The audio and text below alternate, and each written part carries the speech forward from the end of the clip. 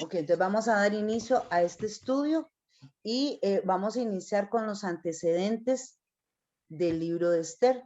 Primero, recordar que este es un libro del Antiguo, uno de los libros del Antiguo Testamento, está en el canon del Antiguo Testamento. Algo que es importante es que este libro lleva nombre de mujer. Conocemos en la Biblia que solo hay dos libros que llevan el nombre de mujer, Esther y Ruth. Es la historia, como hablábamos, de una judía que se casa con un gentil, ¿verdad? Entonces, en el libro de Ruth es al revés, es una gentil que se casa con un judío. No se sabe quién escribió este libro, pero cuando nosotros vayamos terminando el libro nos vamos a dar cuenta que muy probablemente fue Mardoqueo el que escribió el libro de Esther, ¿verdad? Entonces, esto son cosas muy importantes que nosotros tenemos que tener muy presente. Es algo muy interesante porque en este libro no, por ninguna parte, usted puede leerlo y después si quiere puede ir a verificar. El nombre de Dios no se menciona por ningún lado. O sea, si usted revisa ni atributos, ni pronombres, ni nada, ni un pronombre divino que se refiera a él. Pareciera que es como que Dios está entre bastidores, pareciera que es que Dios está entre las sombras, y que Dios no se muestra en medio de esto, ¿verdad? No, como lo podemos ver en otros libros de la palabra, o como por ejemplo lo vemos en el libro de Ruth, que es algo muy diferente, algo muy característico. Entonces, de este libro de Esther es que Dios no, pareciera que el nombre no está. Sin embargo, si ustedes pueden leer y ver cómo están ordenados los libros, el libro de Esther está después de Nehemías, porque los libros históricos de la Biblia son Esdras, Nehemías y Esther. Entonces, parece que para el canon bíblico, para la parte judía, este libro, aunque no vemos mencionado a Dios en nada, es importante. ¿Por qué? Porque relata un tiempo específico, que ya vamos a verlo aquí, de vivencia del pueblo judío después de los 70 años de exilio. Entonces, el libro es el relato de los israelitas en una senda que ellos mismos escogieron. Y si usted y yo, ahí les dejo ese versículo por si ustedes luego quieren revisar, que en el último capítulo de Deuteronomio, capítulo 31, pero específicamente versículos 16, 17, 18, por ahí, ya el pueblo iba a entrar a la tierra prometida con Josué. Moisés, todavía Moisés no había pasado a la presencia del Señor, y Dios da las últimas indicaciones al pueblo. Al pueblo le da las últimas indicaciones y Dios declara en forma profética que el pueblo de Israel, en el capítulo 31, ya casi entrando al final, ya casi entrando a la tierra prometida, que el pueblo de Israel le iba a dejar a él. Iba a irse tras dioses y iban a irse tras cosas cuando ellos entraran a la tierra prometida. Entonces en el capítulo, por ejemplo, dice, allí el Señor le dijo a Moisés, tú vas a dormir con tus padres, pero este pueblo se rebelará y me será infiel con los dioses ajenos de la tierra a la cual van a entrar. Me abandonarán y anularán el pacto que he concertado con ellos. Cuando eso suceda, estoy en 31:17, se encenderá mi furor contra ellos y los abandonaré. Les daré la espalda y serán destruidos y les sobrevendrán muchos males, angustias, y entonces dirán, todos estos males nos han sobrevenido porque nuestro Dios no está en medio de nosotros. Lo cierto es que cuando eso suceda, yo les daré la espalda por todas las maldades que ellos habrán cometido por haberse ido tras dioses ajenos. Entonces, aquí en el libro de Esther, eso es lo que está sucediendo. Dios, el pueblo le había dado la espalda a su Dios, Dios los entregó al cautiverio porque vino a Babilonia, los tomó cautivos y por 70 años ellos estuvieron, algunos en Babilonia, otros en Egipto, pero ellos ya no fueron igual y ya no fueron una nación. Pasados los 70 años, como ustedes se han leído algunas veces, por ejemplo, Isaías, Ezequiel también, creo que no me acuerdo si el libro de Daniel también lo dice, pero Dios mismo trae palabra profética y él dice que el pueblo nuevamente va a regresar a su tierra. Pasados los 70 años, él va a hacer que el pueblo pueda volver a regresar a su tierra. En la parte, cuando vemos esto cumplido, lo vemos en Esdras, porque ustedes saben que fueron varias deportaciones a Israel. Esdras es una de las primeras deportaciones donde vemos que en Esdras llegan y construyen el templo. Lo vemos en Nehemías, que llegan y vienen y construyen las murallas, que lo hemos estado viendo en la iglesia. Y otra parte histórica es Esther. ¿Por qué? Porque en Esther se nos narra lo que pasó con los judíos que no quisieron irse a la tierra de Israel.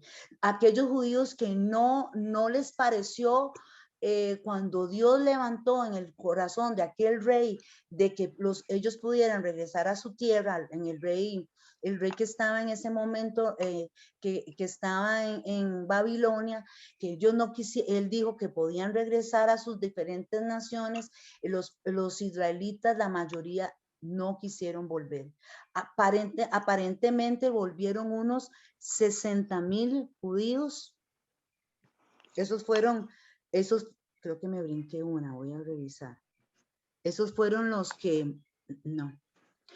volvieron y los demás se quedaron en las tierras que no eran su propia tierra. Entonces, el libro de Esther muestra realmente lo que el pueblo de Israel había hecho.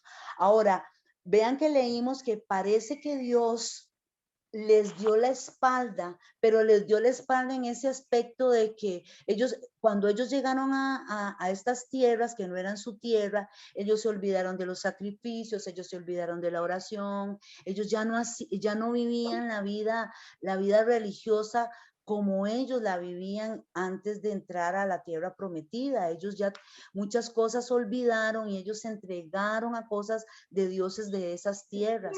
Sin embargo, vemos a Dios cuidando a su pueblo, porque Dios, aunque ellos habían invalidado el pacto, él siempre se acordaba y él nunca los dejó.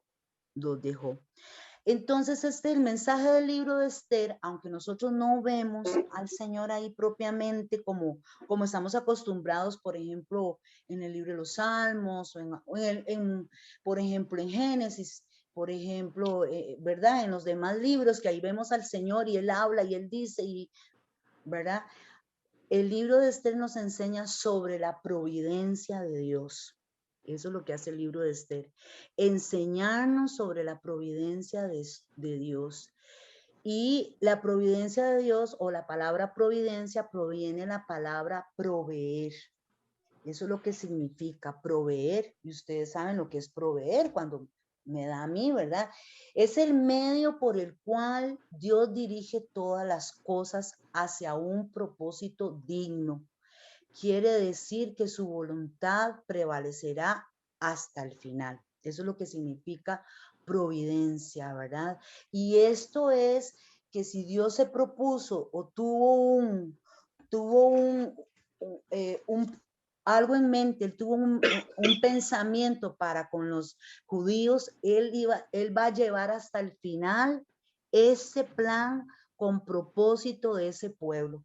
En este momento, en la forma histórica, lo vemos así en Esther, cómo él guardó a su pueblo.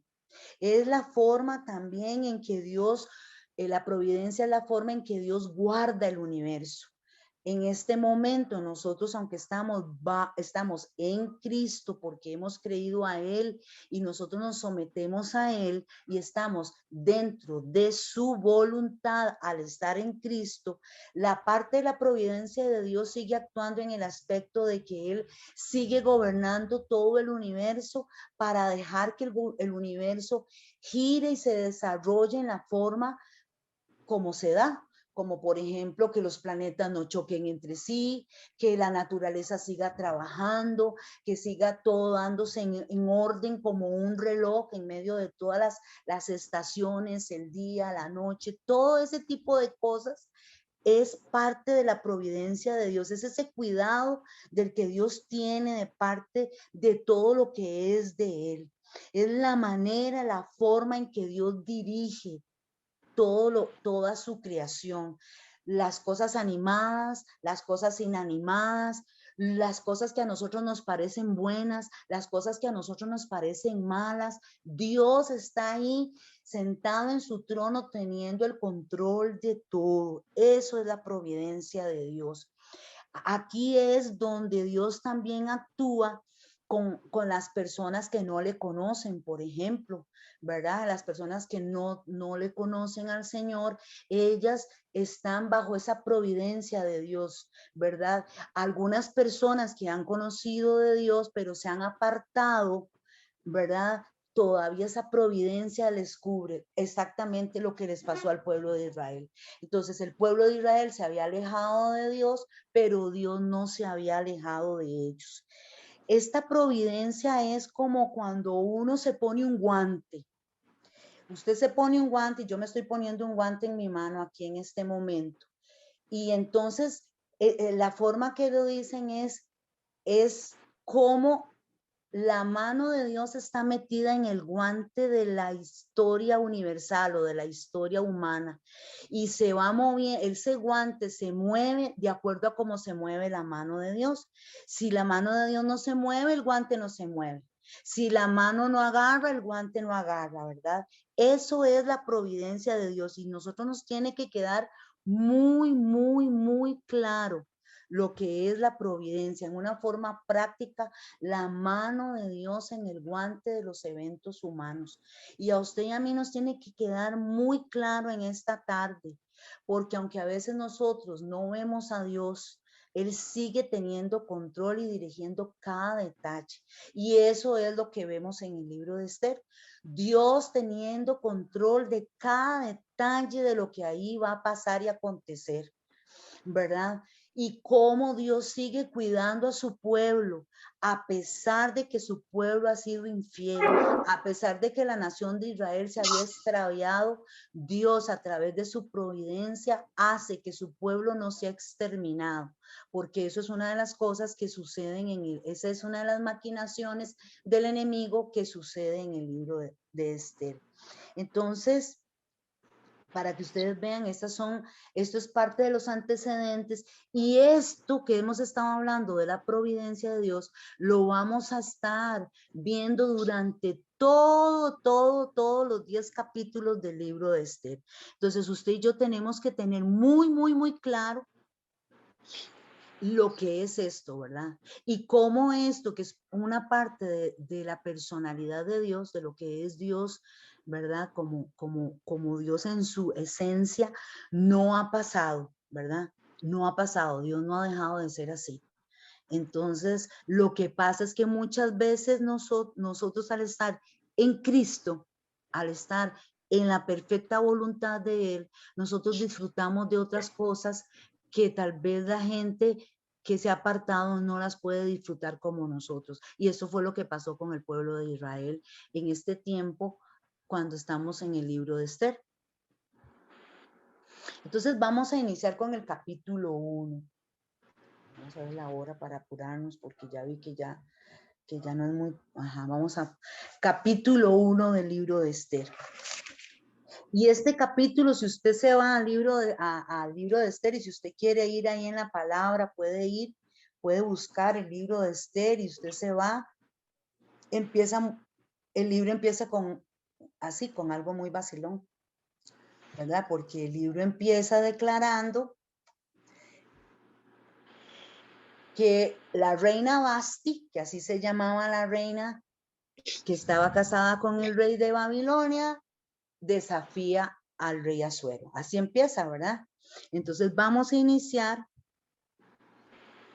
Esa mujer que rehusó obedecer, dice, así le quise poner yo, ¿verdad? Y empieza diciendo, en los días de Asuero, es decir, Asuero que reinó, dice ahí, sobre 127 provincias, desde la India hasta Etiopía. Entonces vean lo que está sucediendo, ¿verdad? Sucedió que en los tiempos de este rey, parece que el nombre Asuero es como un sobrenombre, no es un nombre propio, significa padre enaltecido. Parece que los estudios dicen que el rey que estaba ahí era el rey Jerjes. Esdras 4:6 nos dice, nos da ahí que estamos hablando, ¿ve? Del tiempo donde la gente regresaba, ¿verdad? Entonces habla que es el rey Jerjes en realidad. Este rey Jerjes, se menciona ahí en Edras, gobernó sobre 127 provincias. Vean qué montón. Ellos habían conquistado, Babilonia había conquistado todo el mundo conocido, desde la India hasta Etiopía. Como ustedes dijeron en las preguntitas que nos dispuso Liz, la capital de ese reino estaba en Susa. Y todo esto se da aproximadamente en el año 486 antes de Cristo, ¿verdad? Eso ahí, en este lugar es donde empieza a acontecer toda esta historia que estamos nosotros apuntando en esta tarde, ¿verdad?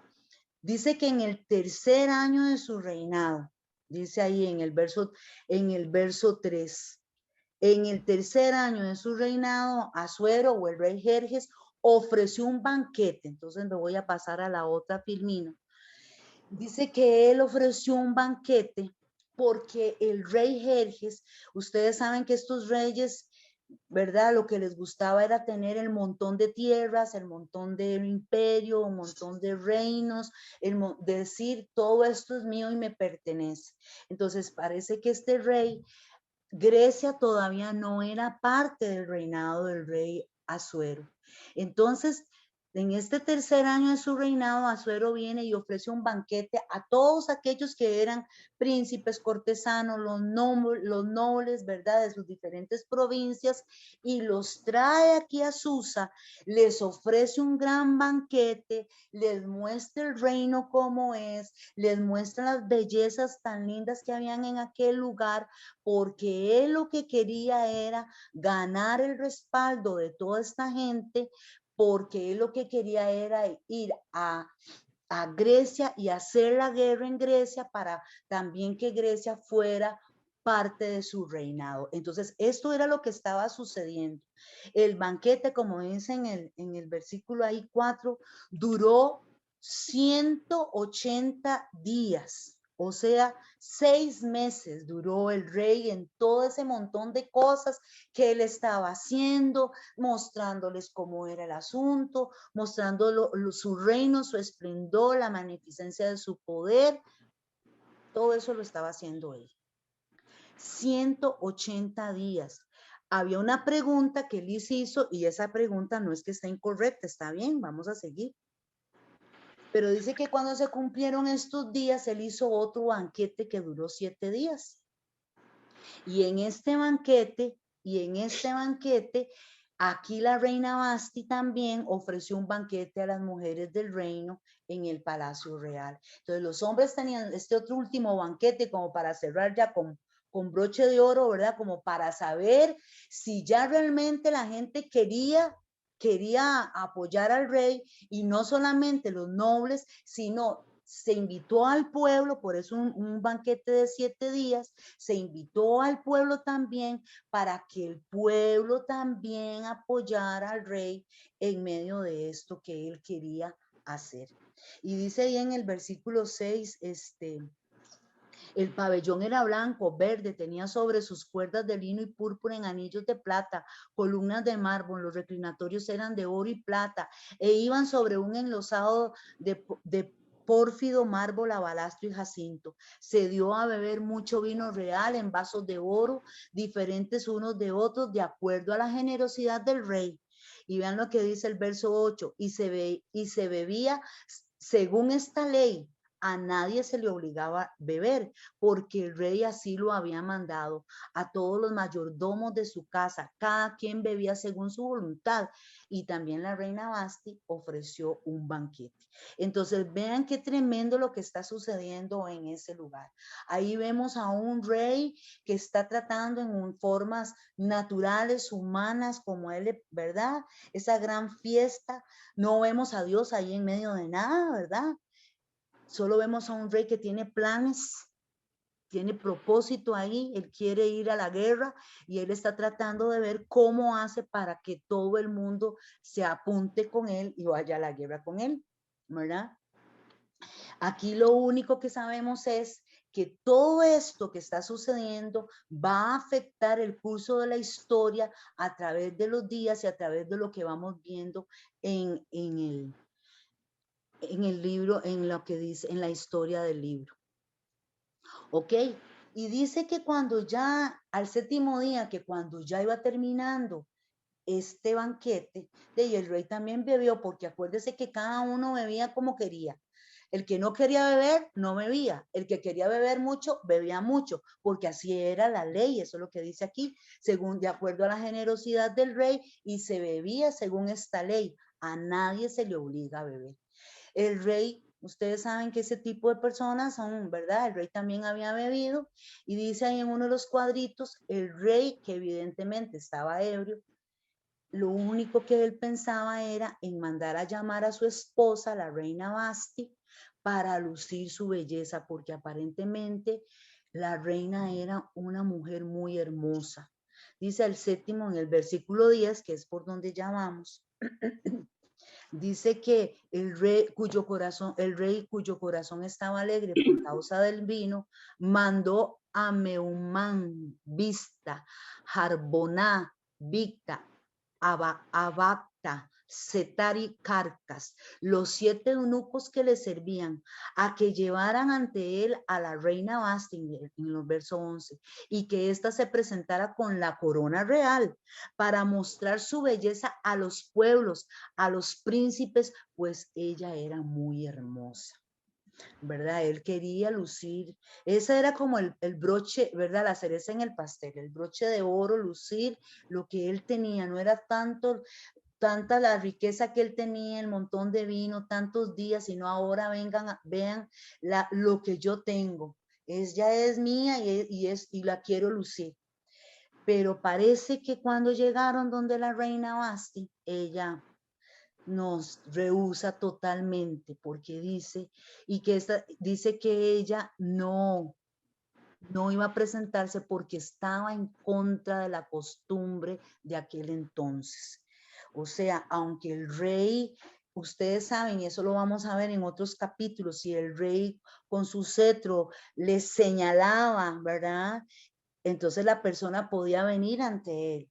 Pero en este momento, así como se estaba dando la situación, la reina perfectamente podía rehusar ir delante de él porque no era la forma, no era la costumbre, no era lo como debía haberse hecho. Entonces la reina definitivamente dice que ella no va. Y leemos, si usted sigue ahí leyendo en el verso 12, dice que no quiso presentarse ante el rey, entonces el rey se enojó mucho y se encendió su ira. Y dice que su negativa va a poner en evidencia un hecho que ella era de firme carácter, pero esto trae crisis. Hermanas, aunque nosotras digamos, pero qué tonto, ¿por qué se pone con esas cosas? No, no, no. Esto a nivel de lo que estaba sucediendo en la parte histórica, trae una crisis de Estado, ¿verdad?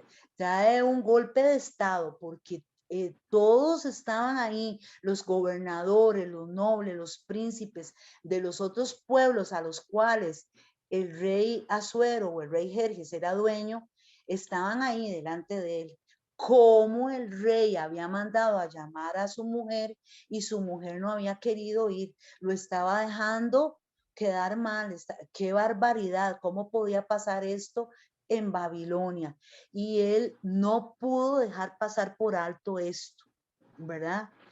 Entonces el rey, vamos a seguir ahí, dice que entonces el rey en el verso 13 consulta a los sabios que conocían los tiempos, las formas y todo, qué debía de hacer con la reina Basti. ¿Por qué? ¿Qué debía de hacer? Porque no había una ley. Parece que los persas y los medos, todo era por leyes. Por eso fue que la reina lo hizo así, porque no había una ley, perdón, que la obligara a ir que la obligara a ella a ir ahí. Entonces ella estaba ubicada, pero el rey en medio de todo, él consultó porque no había una ley que dijera qué hacer con la reina Basti por lo que ella había hecho. Entonces, si nosotros leemos en el versículo, no sé si ustedes están ahí conmigo, vean en el versículo 15, les preguntó qué se podía hacer con la reina Basti según la ley, ya que no había acatado a la orden que él le envió por medio de los eunucos. Él no sabía, porque no había nada que lo respaldara a él, digámoslo en esa forma. Entonces este hombre, Memucán, sugirió algunas medidas extremas que debían de tomarse. Y bueno, la medida extrema que se tomaron es que la reina, vamos a leerlo como dice el texto, dice, la reina Basti ha ofendido, el verso 16, ha ofendido no solamente al rey Asuero, sino a todos los príncipes y pueblos y provincias del reino. Es que oigan lo que le dice este hombre al rey. Lo que ha hecho la reina llegará a oídos de todas las mujeres y ellas van a tener en poca estima a sus maridos, pues dirán, el rey Asuero ordenó a la reina Basti que se presentara ante él y ella no fue. Y si la reina no va, ¿por qué yo voy a ir? Y entonces las señoras de Persia y de Media, que sepan lo que hizo la reina, lo dirán a todos los príncipes del rey y habrá mucho menosprecio y enojo. Si al rey le parece bien que se dicte un decreto, ¿ven? Ahí mismo, como si fuera la Asamblea Legislativa, hicieron una ley, un decreto, como lo hace la parte ejecutiva y nadie puede decir que no. Que se dicte un decreto real de parte de su majestad, que se inscriba en las leyes de Persia y de Media, para que no sea quebrantado, que Basti no vuelva a presentarse ante el rey Asuero y que el rey declare, reina a otra que sea mejor que ella. Que el decreto que dicte su majestad sea pregonado en todo el reino, aunque éste sea grande, y que todas las mujeres honren a sus maridos desde el mayor hasta el menor. Y parece que le pareció bien al rey hacer esto.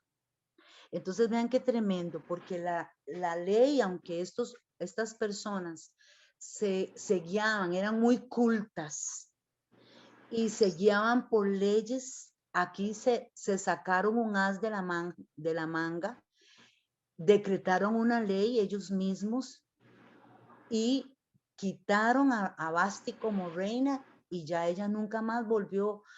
No, la palabra no dice, ¿verdad? Ahí leímos, no dice qué pasó con ella, pero lo que entendemos es que ella quedó desechada permanentemente. Eso es lo que sucedió con ella, ¿verdad?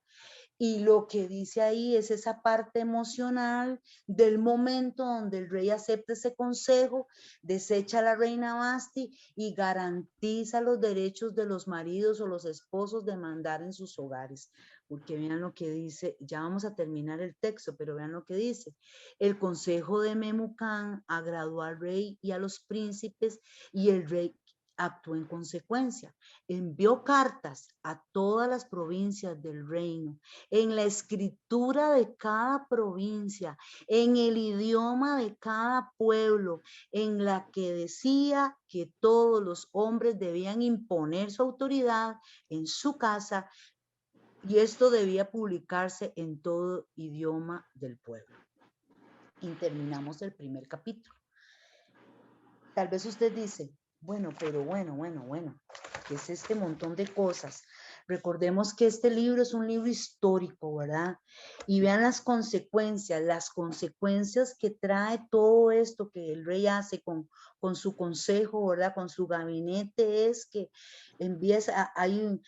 quita a la reina Basti de su puesto, la hace a un lado, nunca más va a poder presentarse ante el rey, y él decreta en el reino que la mujer tenía que honrar a su marido, y el hombre era el que mandaba en todo, y que el hombre era el único que tenía la autoridad. Y esto no, aparentemente no era la costumbre de los persas ni de los medos, pero dice que tuvieron que acatarlo porque lo hicieron una realidad y lo hicieron una ley que tenía que obedecerse. Ahora, ¿qué está pasando aquí? Vamos con mi última presentación antes de que podamos, bueno, que en Dios, como podemos ver y como pudimos ver en todo lo que leímos, porque vimos todo el capítulo 1, solamente nos narraron algo que está pasando ahí. Pero cómo de esto que está pasando ahí, Dios va a tomar, porque son decisiones de hombres, eso que está sucediendo lo está haciendo, son decisiones de hombres. Pero Dios, acordémonos que Dios en este libro actúa por su providencia.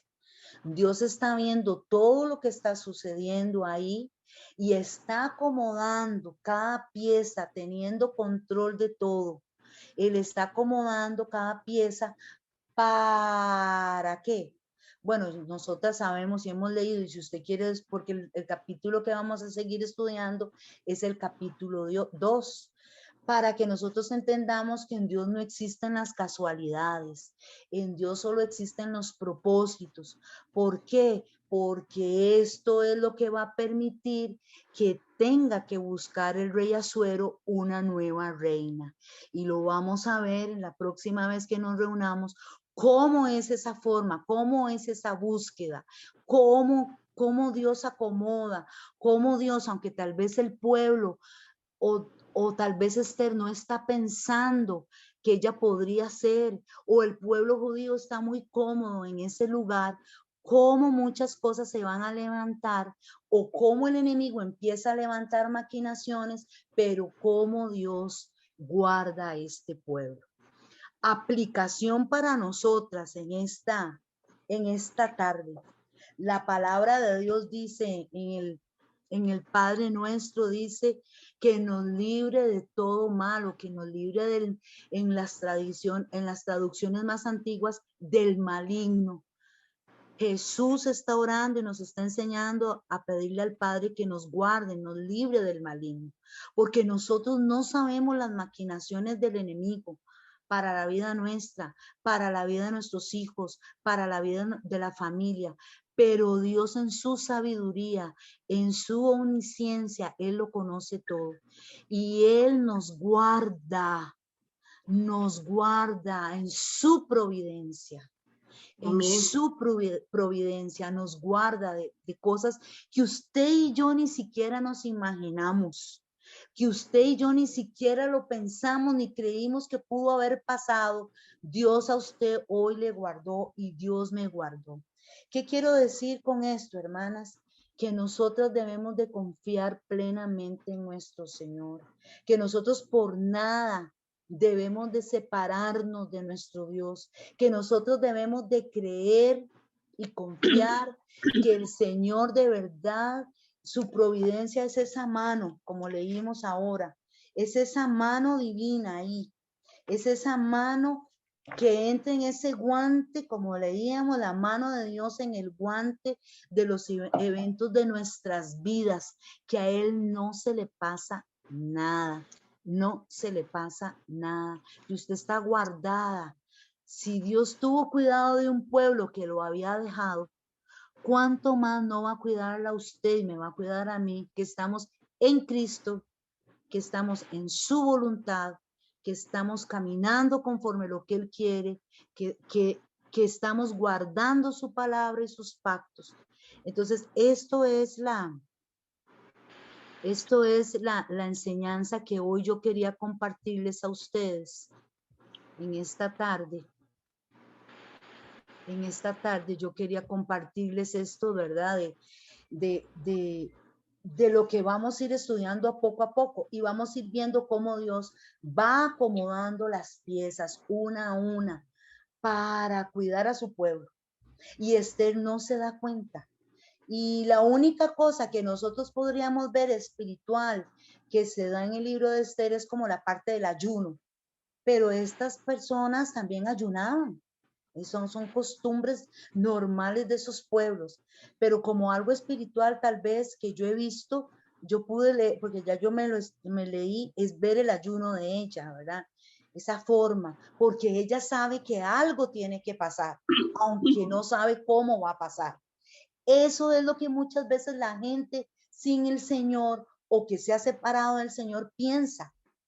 Nosotras no podemos vivir así. Nosotras tenemos toda la oportunidad para vivir confiando y declarando que el Señor nos guarda, confiando y declarando que Él está por nosotras, confiando y declarando que Él no nos va a dejar. Amén. Amén. No sé si tienen alguna duda, porque si tienen alguna duda podemos verla, si no oramos para terminar. No sé si alguien tiene alguna duda o qué les ha parecido, o qué les, porque nosotras ya estudiamos Ruth, pero este es un libro completamente diferente a Ruth, ¿verdad? Completamente diferente. Y vean que es tan diferente que empezamos hoy contando una historia, narrando la historia. En el próximo capítulo sí vamos a ver esa intervención divina, pero ahí, detrás de bambalinas, es donde lo vamos a ver, ¿verdad? Pero hoy solamente era para ponernos en contexto de lo que Dios va a hacer. No sé si alguien tiene alguna duda o quiere aportar algo también. Vivi, yo duda no tengo. Lo que me llama mucho la atención es que ella no tenía ningún interés como mujer, sino el único interés que ella tenía era por su pueblo. Ella quería hacer algo, pero no por ella, sino por su pueblo, sin pensar en que ella iba a ser luego una reina, ¿verdad? Pero bueno, ya en los planes de Dios, ahí estaban manejándolos él como él quisiera, ¿verdad? Así es, y poniendo... Y ella fue vaso. Ella fue querer vaso como la y fue guiada. ¿Sí? Ella fue guiada sin saber que estaba siendo guiada, ¿verdad? Exacto, exacto. ¿Verdad? Exacto. Porque Dios Pero ella buscó también ayuda en Mardoqueo, que era un hombre sabio también, ¿verdad? Eso lo vamos a ver la próxima vez que nos reunamos, de hoy en un mes más o menos. Porque Mardoqueo no era, es que yo no sé cómo se imagina usted a Mardoqueo, pero Mardoqueo era un príncipe judío, o sea, era de la nobleza de Israel. Sí. Era una persona inteligente, y acuérdense que cuando Nabucodonosor invadió, que él hizo él vino, invadió varias veces a Israel. En la primera vez, él se llevó a lo mejor. Ahí va Daniel, que lo vemos en Daniel, él se llevó a lo mejor. Y entre esos tuvo que haber ido Mardoqueo. No era grande, él era un niño, pero él era de la realeza.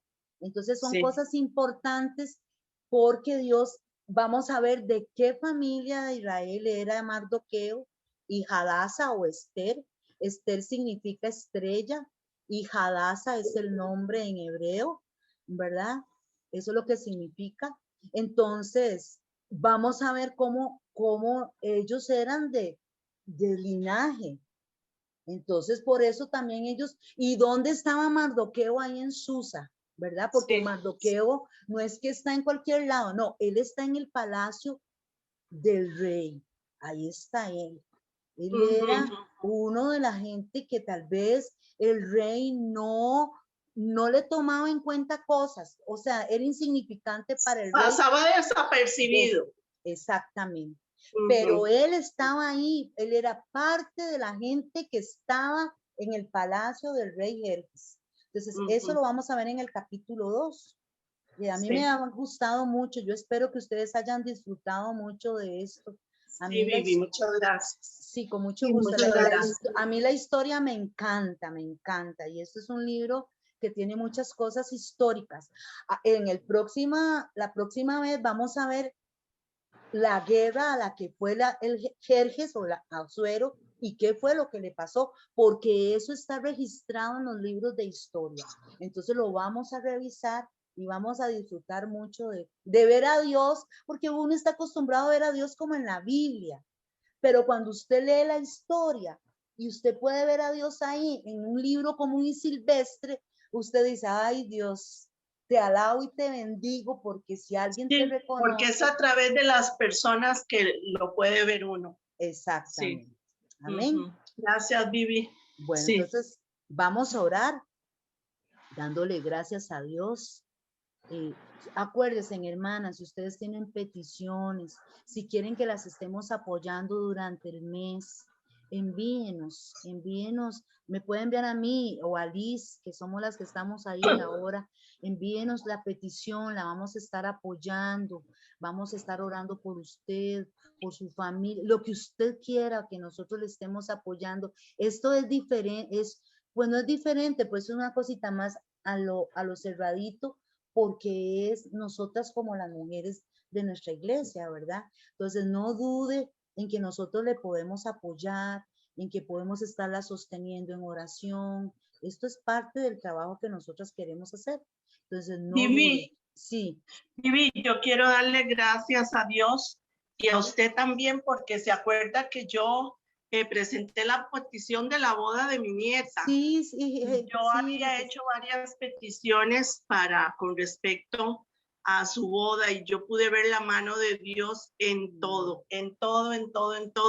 Y yo muy agradecida con el Señor, porque de verdad, de ahí fue gente que no es creyente, por supuesto, y uno pone todo en manos del Señor, pero de ahí puede que hayan cosas que se salgan, ¿verdad?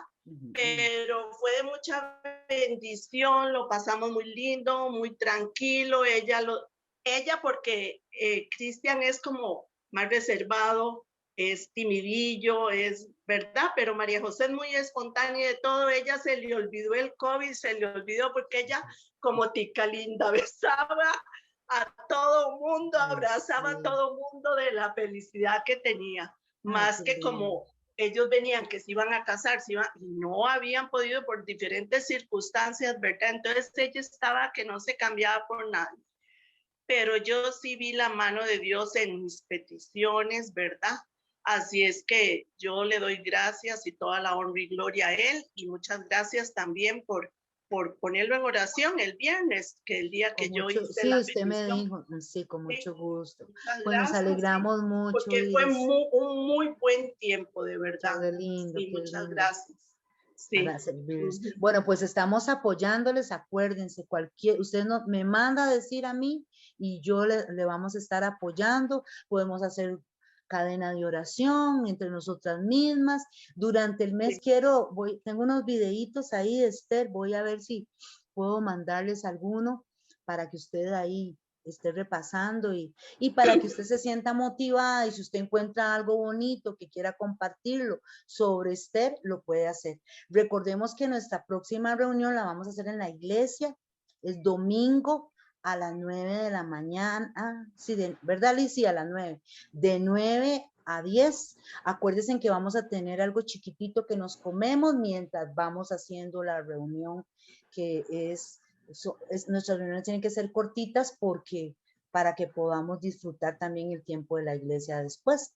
Entonces, eso quiero dejárselos ahí. Ahora les voy a estar enviando el calendario para que guarden el espacio. Gracias. Ok. Liz, ¿quieres terminar orando? Sí, señora, claro que sí.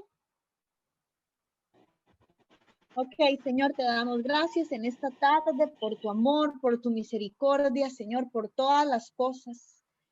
Gracias, Señor, porque nos diste la oportunidad a todas en medio de nuestras ocupaciones y de nuestra vida diaria, nos diste la oportunidad como mujeres de reunirnos, Señor, para ver qué es lo que tú quieres y tienes para nosotras. Te pedimos, Señor, que por tu espíritu ilumines a doña Vivian, que ella pueda traer palabra para nosotras de la historia de Esther, Señor, que nuestro corazón sea abierto y nuestra mente para aprender de lo que tú tienes, Señor, para nosotros, que tú eres un Dios que está en medio de todas las cosas, Señor, y que estamos en tus manos y que nada se mueve en nuestras vidas si no es por ti, Señor. Porque así como tomaste control de la vida de Esther para bendecir a otros, Señor, así vas a tomar control de nuestras vidas para que nosotras también podamos bendecir a otros, Señor, con lo que tú haces en medio de nosotros.